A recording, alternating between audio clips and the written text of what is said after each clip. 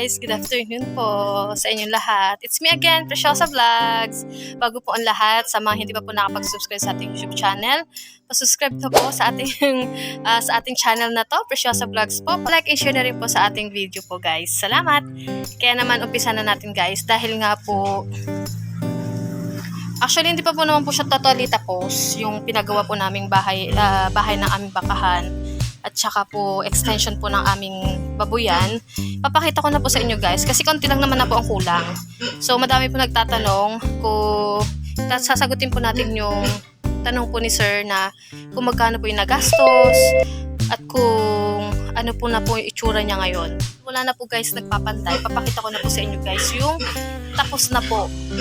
Konti lang naman na po ang kulang sa aming bakahan na hindi pa po nagagawa, yung pintuan at saka po yung sa kabilang side po na harang. Kaya pero ang aming extension po ng aming babuyan ay tapos na po. Kulang na lang yung ilalagay kasi wala pang masyadong budget ngayon guys. Kaya papakita ko sa inyo kasi po meron po nagtanong, may nag-comment po dun sa update ko po nung kami po yung nagpapabantay pa. So ngayon sasagutin natin at ipapakita po natin yung talagang gawa na po. So, search na natin guys. Papakita ko sa inyo. Itong aming pinagawa, literal po na hindi pa po linis. As in, kung ano pa po yung last na iniwanan po ng mga papanday. Ganyan na po talaga siya. Kaya pagpasensya nyo na po guys. But at least, makita nyo po kung ano ang itsura niya. Ayan guys, ang itsura po ng aming inahinan. Na extension po ng aming baboy. Kaya naman, ito po guys. Ang kainan nila, pakainan. Bali 5 po itong magkakadikit na inahinan. So, ang paggawa po namin dito guys ay 14,500. 15k po to pero naka-discount dahil ka mag-anak. Kaya discounted na 500. Kaya ito, 14,500 po ang paggawa namin dito. Yan, maingay na aming inahin. Yan po aming inahin. So, 5, 4 naman po dun sa kabila. Pero ito naman po yung magkakadikit. Yan, pwede sila magmarites. Pwede sila magmarites dyan dahil magkatapat-tapat lang sila. Ayan guys. May nakapatong pa ditong cyclone wire. Sa aming bakahan po yan guys. So, nandito si Sam at saka si Marcela. Ayan. Nandito sila nakatambay. So, makalat guys, pero at least makita nyo man lang po yung gawa. Ayan. Ang kanilang pakainan. Tapos dito po, hi! Ay, natae. Padaan. Makikiraan po. Excuse me. Say hi. Tapos doon po yung lilipatan. Kunwari po ay malapit na po silang manganak. So ililipat na po natin dito yung inahin para pag nanganak na po, dito na po ang biik. Tapos haharangan na lang po doon. Ay po ang 3 biik. Hi! Say hi to my vlog. Akala nila magpapakain na ako guys. Tapos haharangan na lang po dito para yung mga biik hindi po makaalpas. Same lang din po dito sa kabila guys. Ayan. Bali ang paggawa naman po din namin dito sa Bartolinang ito ay 4,500. 4,500 po paggawa namin dito. 4,500 ito, 4,500 din po sa kabila. So ayan guys, ang aming extension ng baboy. Tapos ito po ang daluyan ng tae. Tae nila. Papunta po doon. Papunta po doon sa ilalim ng lupa. So, ito po guys, ang aming extension ng aming babuyan, inahinan. Akala ng mga inahin magpapakain ako. Hindi naman na, busog naman na sila. Ayun na po guys yung 3 biik na natira. Malalaki na sila. Pasintagi po sa mga tae. So, ngayon punta naman po tayo ngayon sa aming bakahan. Doon po sa aming bakahan. Ayan guys. Nakikita nyo po ang pintuan ng aming bakahan, hindi pa po tapos. Andun po yung cyclone wire. May nakita po kayo doon kanina sa aming baboy na nakapatong doon. Yun po yung ilalagay dito. So, ayan po. Semento na po yung anuhan nila sa baba para hindi po magato. Ayan guys.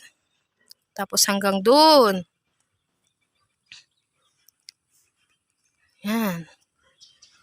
Ayan. Yun na lang po guys yung walang harang. Kasi ang ilalagay, dahil kulang po ang aming budget. Papakita sa inyo. Kulang po ang aming budget guys.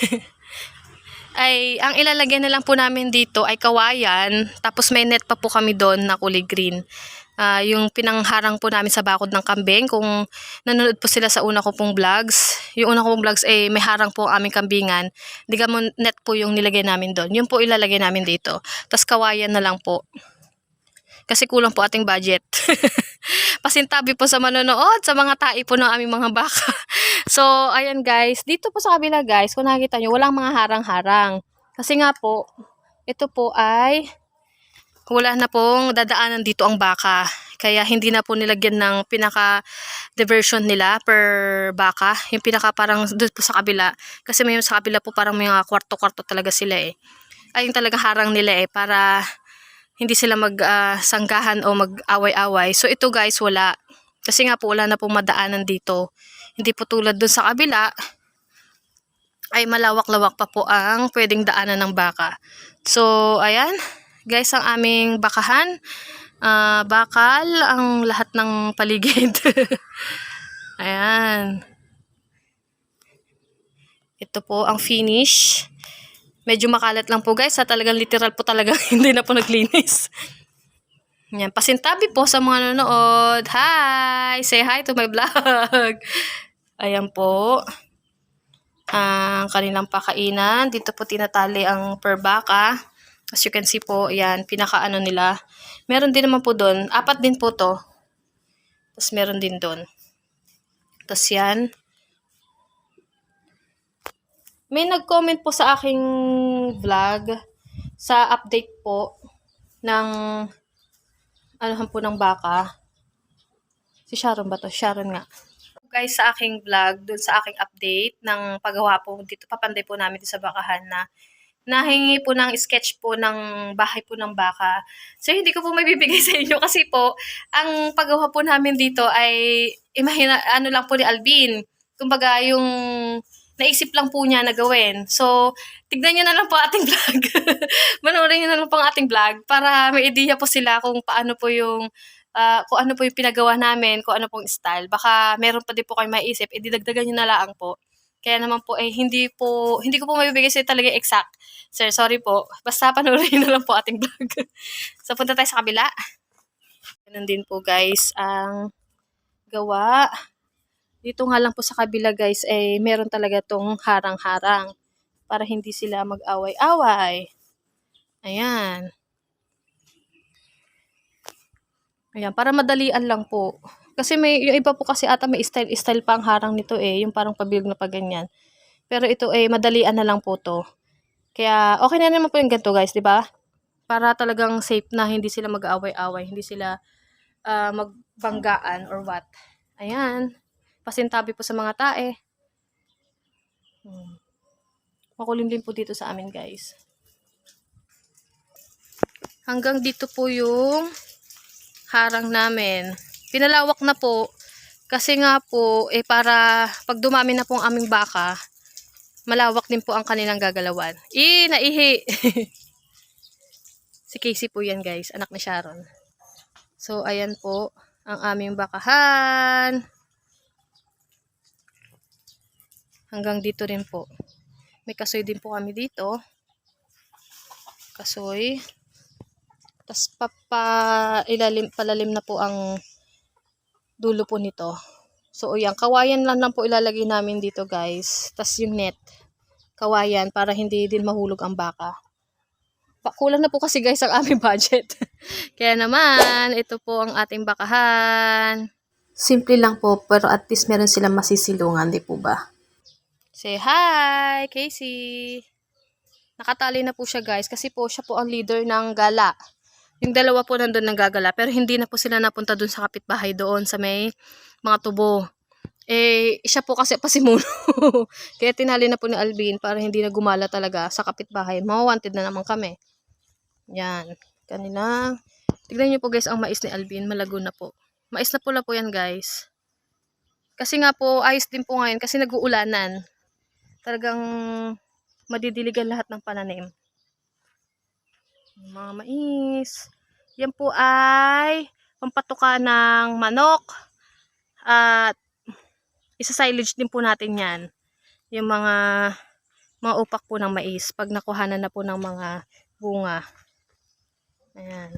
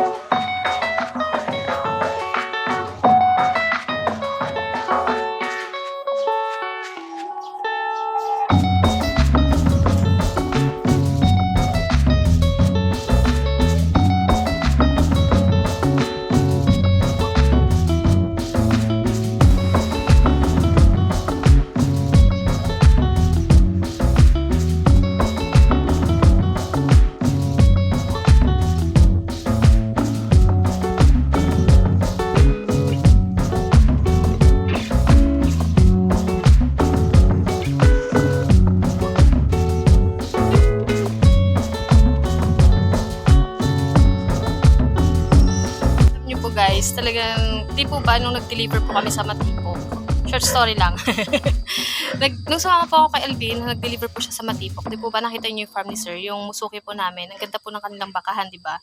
Di ba sabi ko guys, minamanifest namin na Alvin na magkaroon din po kami ng ganong bakahan, yung kulungan ng baka. Kasi nga po, ang tagal na po talaga namin gusto ni Alvin na magkameron ng ganon, ng ganitong bakahan. Para nga po, kasi di po ba kasi dati, ang pinapagawa po naming harang, para hindi po gumala ang mga bisiro o mga dumalaga naming anak ng baka kawayan. Di po ba ang kawayan nagagato din. At saka naitutumpa din natutumba din pag nagato na nga po nawawala din sa talagang harang. Kaya sayang lang, sabi ko, kaysa harang ulit ng kawayan, sabi ko, why not hindi na yung matibay-tibay talaga at pamatagalan na. Kaya naman ito guys, yung minanifest po namin na magkameron kami ng ganun, 2 weeks after 2 weeks after po nang nag-deliver po kami ng drum po kina Sir dun sa Matipok.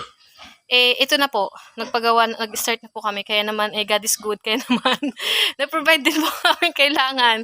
Kahit ano po pati aming babuyan napagawa na rin, kasi yun din po talaga gusto namin. Sabi ko ganyan, pag tayo magpapagawa ng babuyan, yung talagang pangmatagalan na talaga at saka bakahan. Kaya naman ito na, this is it guys. Kaya naman, sa nagtatanong po kung magkano po ang nagastos ay hindi po exact na amount yung may bibigay ko po sa inyo, sir.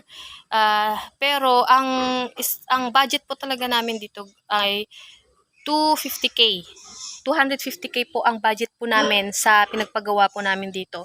Hindi po namin masagot kung magkano po ang paggawa namin sa bakahan, magkano po paggawa namin sa babuyan. Kasi nga po, isang pera lang po yun.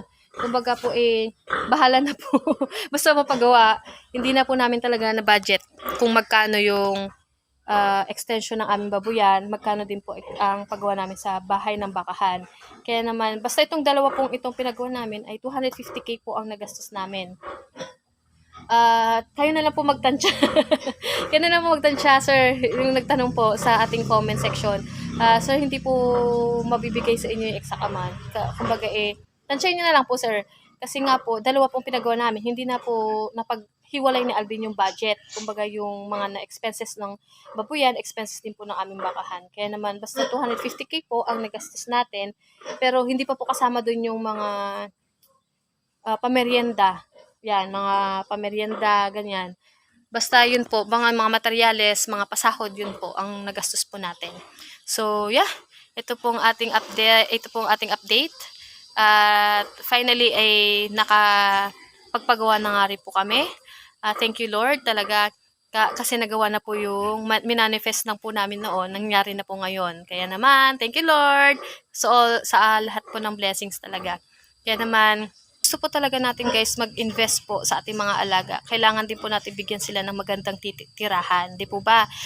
Para din po talagang tao yan di po ba? Sila po ay nagpo-produce din po ng mga anak, nanganganak din po sila, tsaka di po ba tayo din naman po nakikinabang doon, kaya kailangan bigyan din natin sila ng magandang tirahan para maging maayos din po ang kanilang society. Para maging maayos din po ang kanilang pakiramdam, gano'n, di ba, pag tag-ulanan, di po ba, dati kasi po pag nagbabagyuhan, nakikita namin ang mga baka, naulanan, wala po silang masisilungan. Dati po, dito po sa aming garahe, pinapasilong namin sila doon. Kaso nga po, sobrang dami na. Kaya kailangan na po talaga natin sila bigyan ng magandang tirahan. Kaya naman, ito na po guys ang aming bakahan.